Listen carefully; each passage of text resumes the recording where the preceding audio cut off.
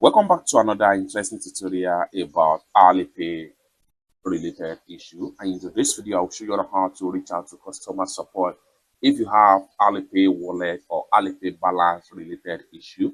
Maybe you cannot have access to your phone or your payment balance is being frozen in Alipay, or you can no longer receive fund in your Alipay balance. How you can solve this particular problem?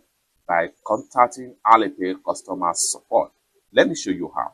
The very first thing you want to do is to go ahead and click on account right here. So go ahead and click on balance.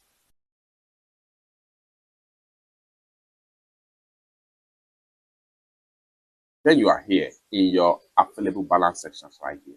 If you have any issue that has to do with your Alipay balance, maybe you cannot receive fund, or balance here has been frozen by Alipay, or you cannot send out payment, or whatever related payment you might have with your Alipay balance, you need to make sure you consult with customer support if it is something you cannot solve by yourself. And for you to contact customer support in Alipay, under the balance section, go ahead and click on these three dots from the top right here. Then go ahead and click on my customer service.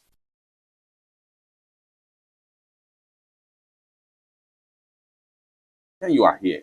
There are some FAQ questions that you can read right here if they can solve your problem. This has to do with what is Alipay balance, how to pay with balance.